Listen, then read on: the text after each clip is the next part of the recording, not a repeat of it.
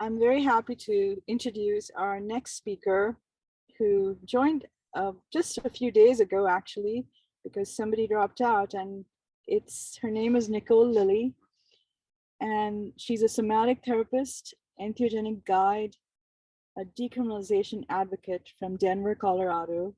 Please welcome Nicole Lilly, speaking about Body Alive, Awakening Soma as a Path to Soul.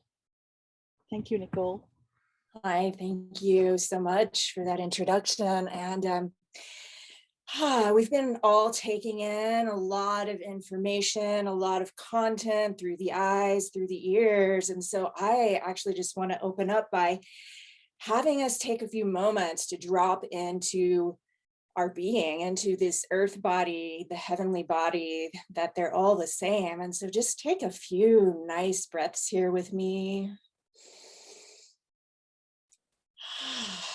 All the way down into the belly, feeling your seat beneath you, feeling your feet on the earth.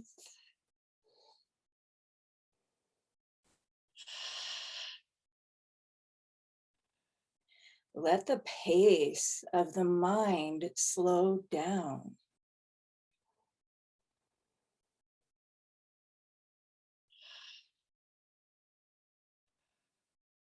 Tune into the truth of the rhythm of your breath in this now moment.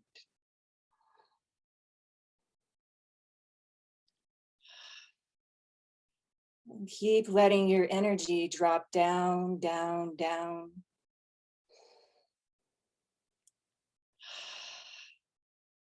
And let your awareness focus in on the physical, your physical being, your skin, your blood, your bones, this vessel for awakening.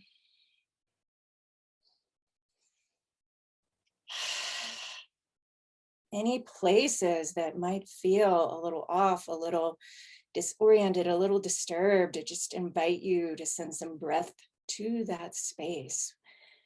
No words, no meaning, no story, just breath and body.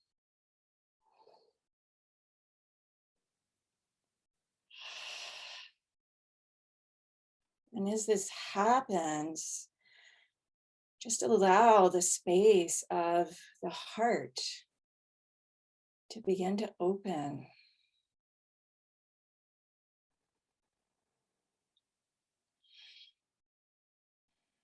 Allow the space around the head and the mind and the imaginal to begin to open and broaden and expand.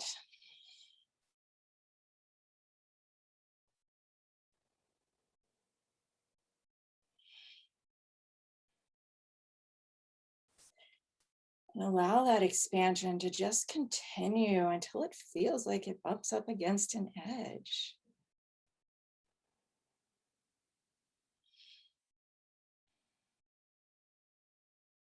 Just noticing if there's an edge, that there's an edge there.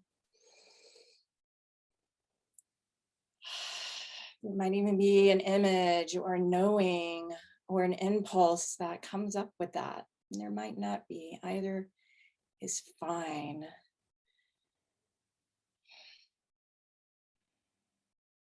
What we're doing in this moment is just immersing ourselves as body, as being, as earth, and merging that with the expanded state of consciousness, with awareness, with the spirit that pervades all the things.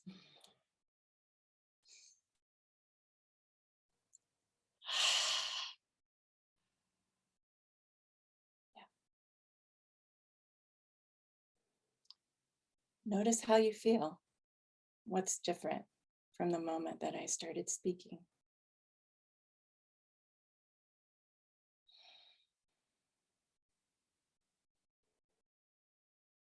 What's your pace?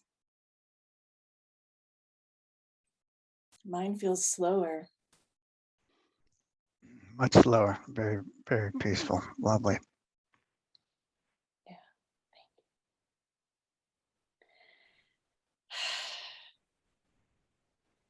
So what I have to share with you today, and what my transmission is for you, is the path of embodiment to spiritual awakening. And this has been very crucial to my own path. And I want to share some insights with you, some challenges that I've encountered personally, professionally in this work, and speak a little bit about my journey and why, for me, this path of embodiment on the way to spirit and soul has really been so valuable and so important. And I feel like we've already been speaking a little bit to that today, and some of these questions around integrating big experience and how do we meet these experiences in such a way that we can still walk the ordinary path of day to day, which is actually not separate from the spiritual path. And you know, I'm certainly not complete, but from where I stand, like that is sort of the point. And so some of the main insights and I guess takeaways that I have that I'll just share up front around my path, and around being a support person in this space, is that this really is a gradual spiral journey, or at least it has been for me. And that gradual spiral journey of awakening, it makes it no less important. It makes it no less valuable. What it has pointed to for me is the incremental steps and living into my truth on a day-to-day basis, to orient and stay on track with what's true for me. And the what's true for me hasn't always been the most available thing, right? Like following my intuition and really having the level of discernment of where is my ego involved and what's truly intuition, and that level of self-trust to really walk in my own truth, which, as I understand it, is kind of the path of gnosis. It's the path, the shamanic practitioner path. It's the directness of God. And in that process, having maps and tools are super important. And it doesn't necessarily even matter what your maps and tools are in the process, because the maps and tools are not the path themselves.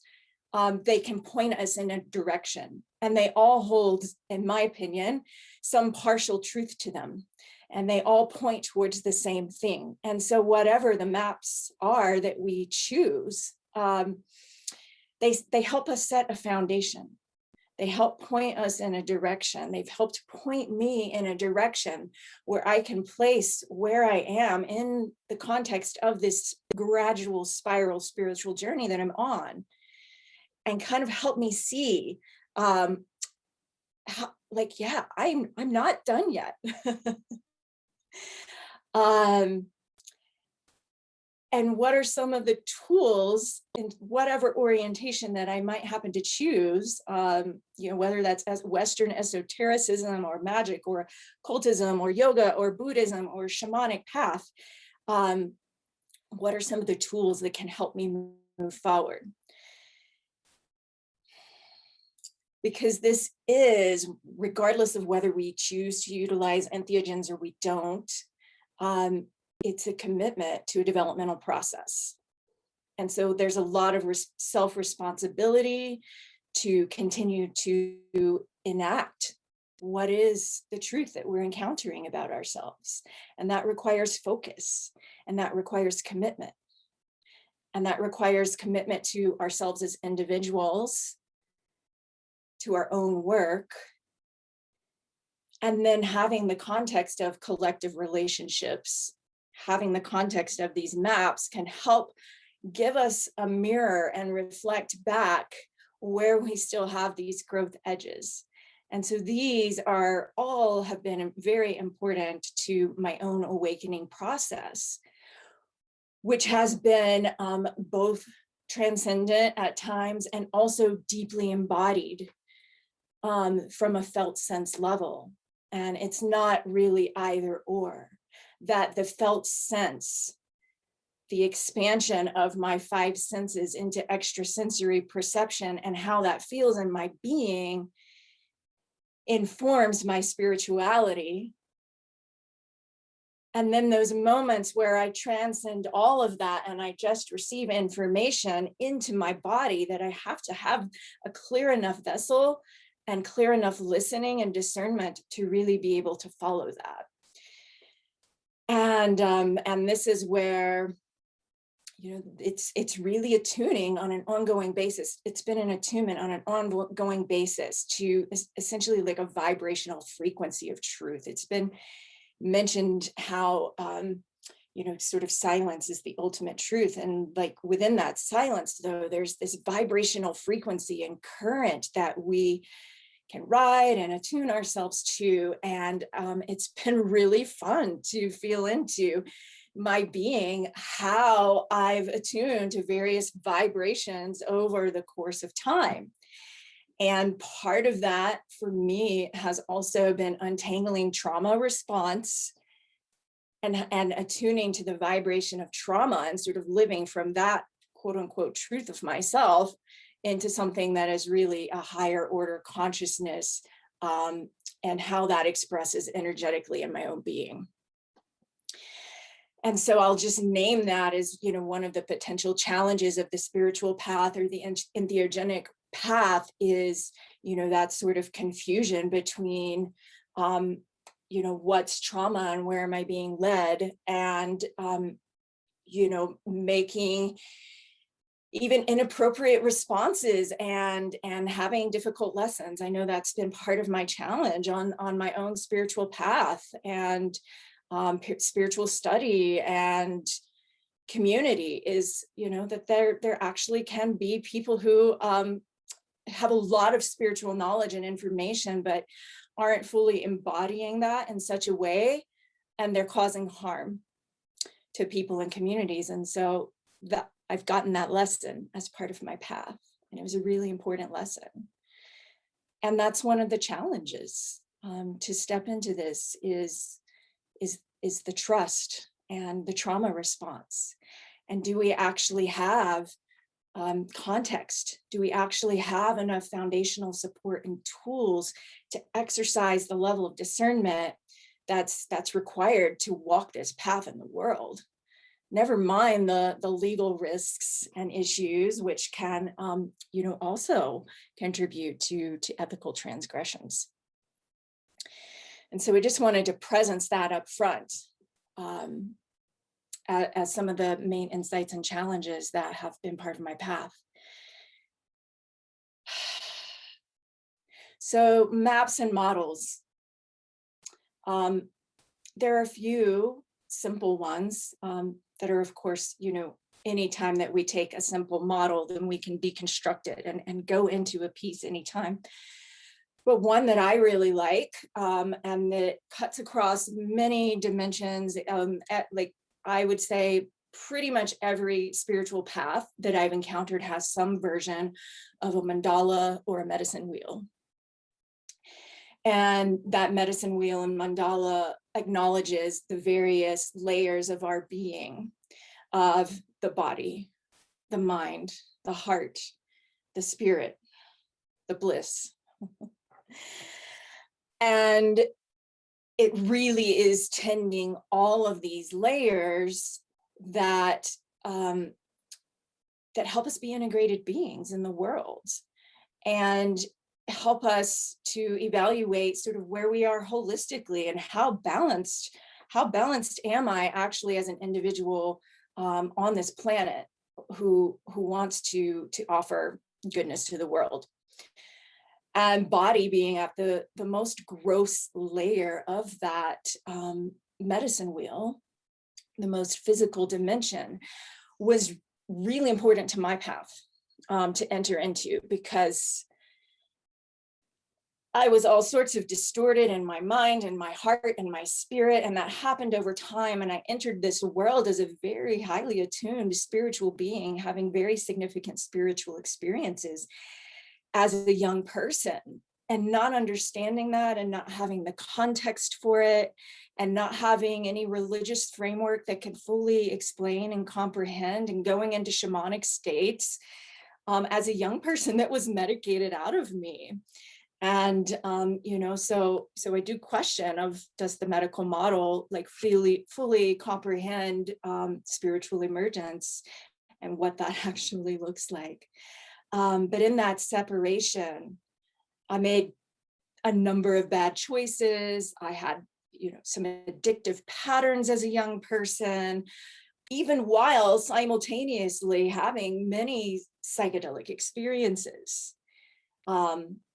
Foraged my own mushrooms as a 15-year-old young person, and was very exploratory, and also deeply damaged at the same time, and didn't have the context to really hold my experience. And so I took a good long break from psychedelics, and went into some dark parts of my own existence, some really shadowy things. And for me, it was coming back into the embodiment practice and waking my body up from the trauma that I had accumulated over time that was essential to my process. And so for me, part of my call, it did happen through crisis, as has been mentioned, as a catalyst.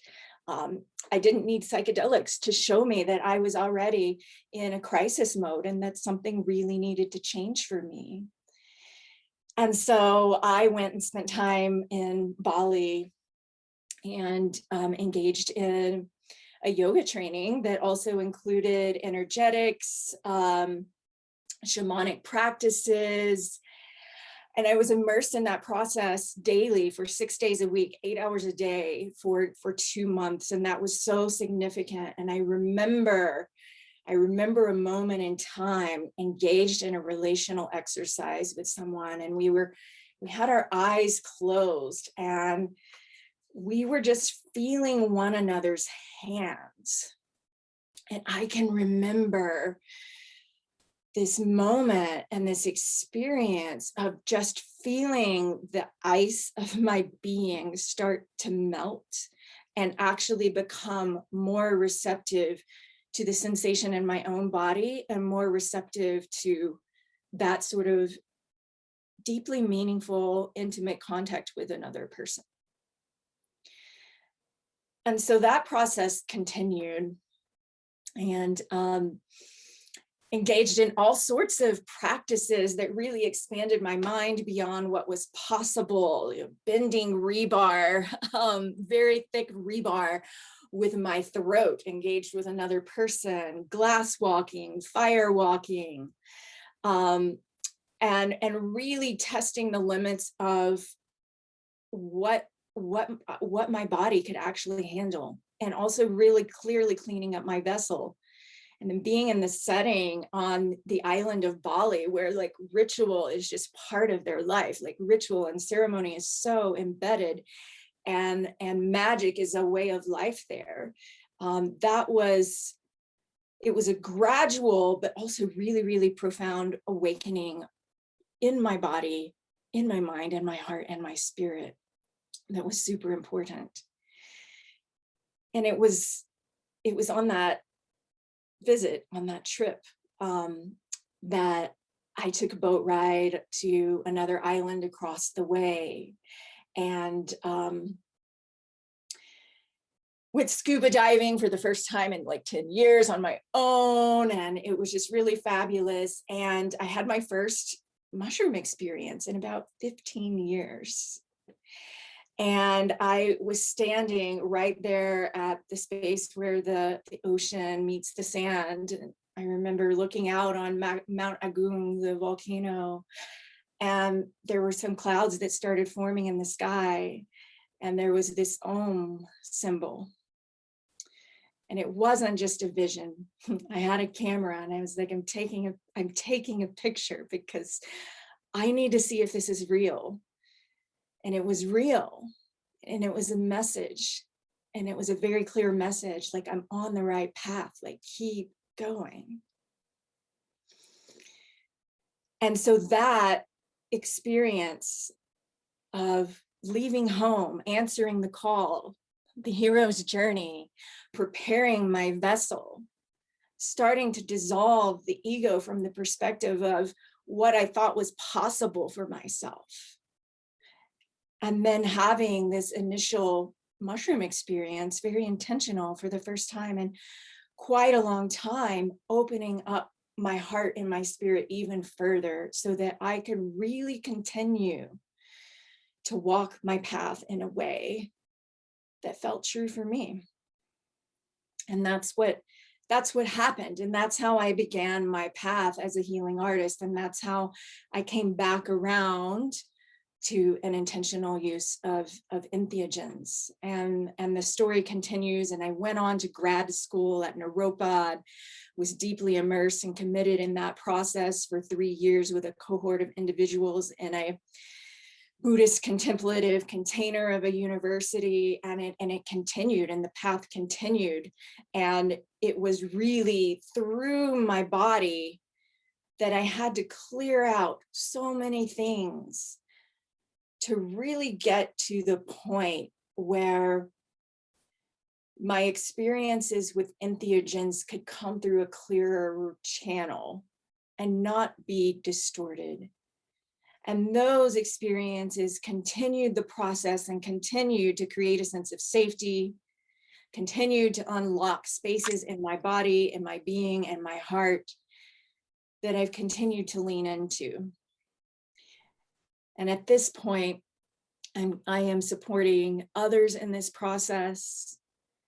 I feel like at this point, I am truly living my path in such a way that it is both grounded in the earth and is also deeply attuned to the outer cosmic heavenly realms.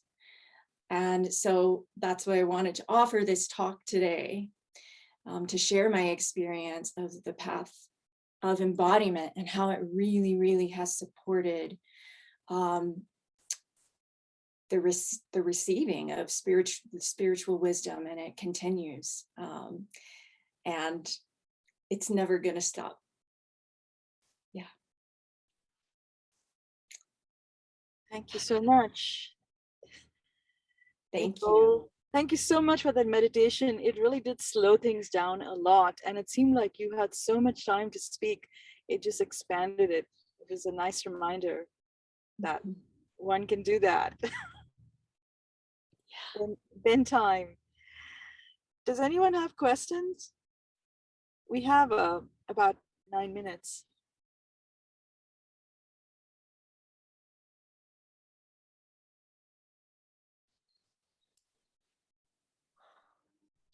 So I have a question. If no one else is asking, I have a question, which is, you said something when you and I were talking, that you are no longer going to use your license because you're stepping more into shamanic path or something to that effect. Could you speak about what that issue is and how you resolve it? I think people would appreciate hearing that, if that's okay with you. Yeah, it is. Well, I mean, I guess I'll preface that by saying I have always been more interested in the study of psychology and therapeutic principles and concepts than I have about the licensed profession of that. And so when I stepped onto that path of study in graduate school, which my specialization is in somatic psychotherapy,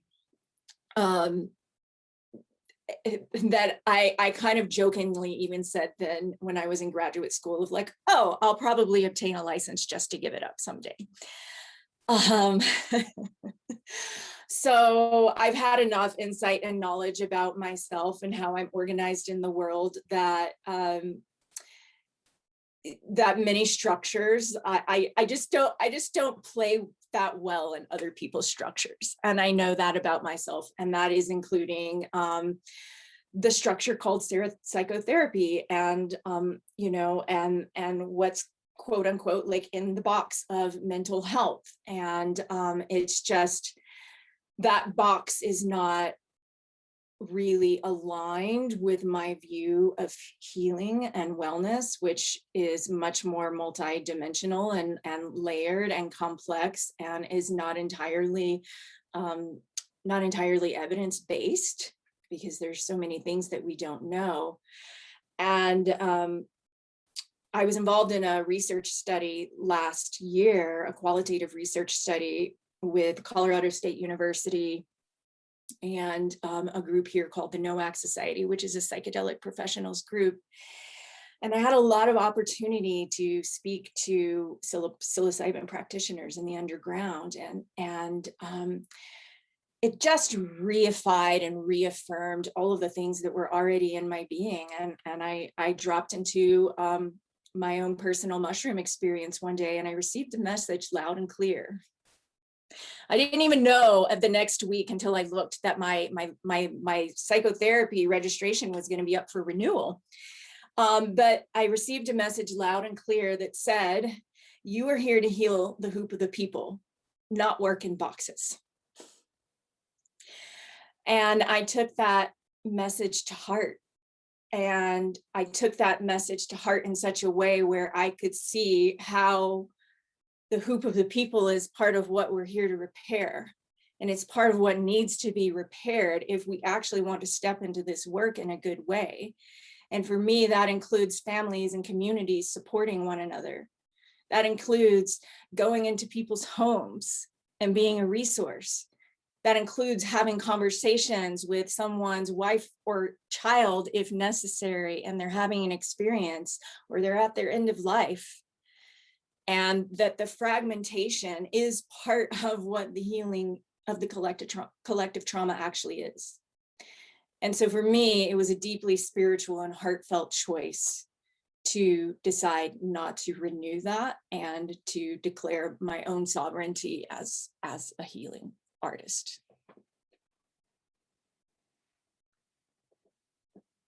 That takes a lot of courage to follow through with your insight.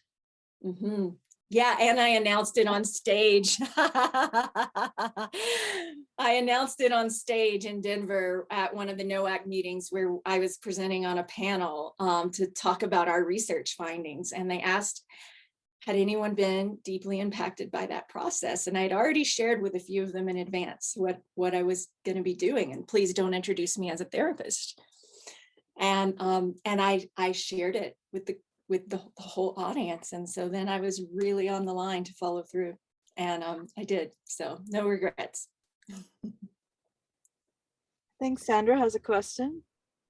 I do, and I love that. It's just such an empowering story, just in terms of yourself, and just hearing where it's taken you in your work, and that shift of mindset, and also trying to heal the collective. But I'm curious, so many people are coming to this space now looking to be, even whether they want to be psychedelic therapists, guides, Sha women, and a lot of people are trying to create, rules and regulations around it, whether that be in the psychedelic, therapy community or in Oregon and other places.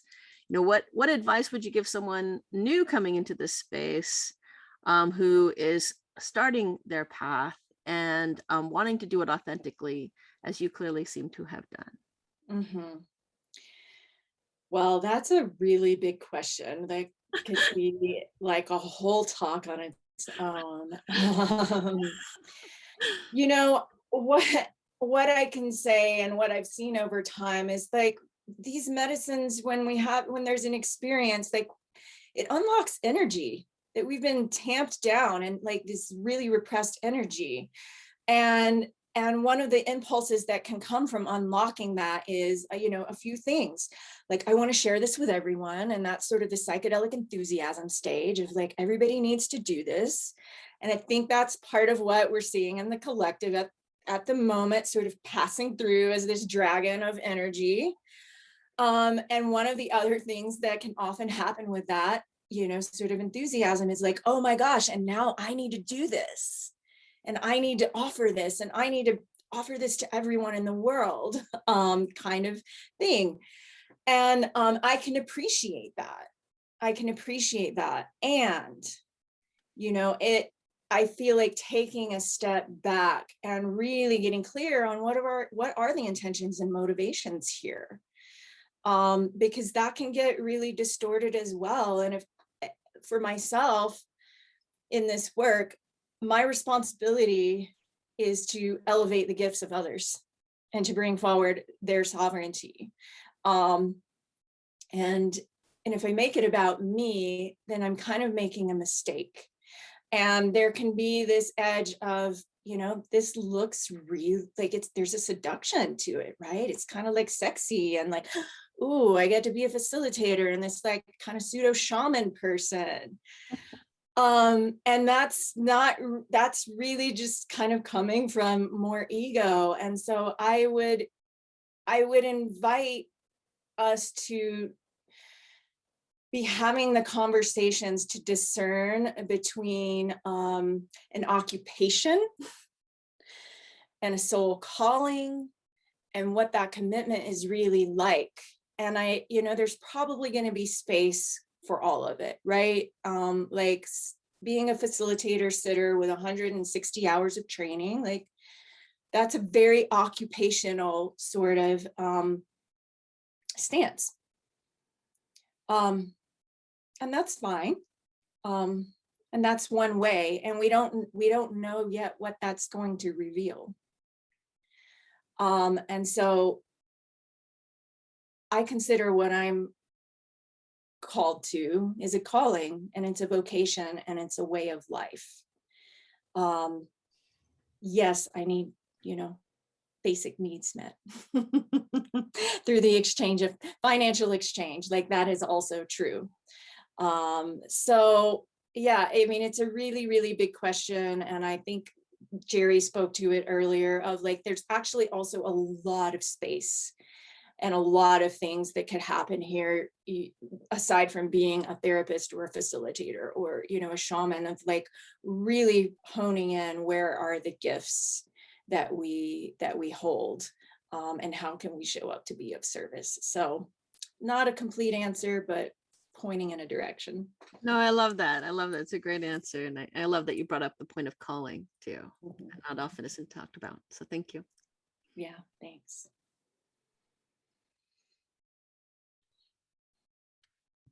So I think that we're at the end of our time, and thank you so much, Nicole. That was such a great talk. Yeah, thank you. Super fun. Thanks for having me. Yeah, absolutely.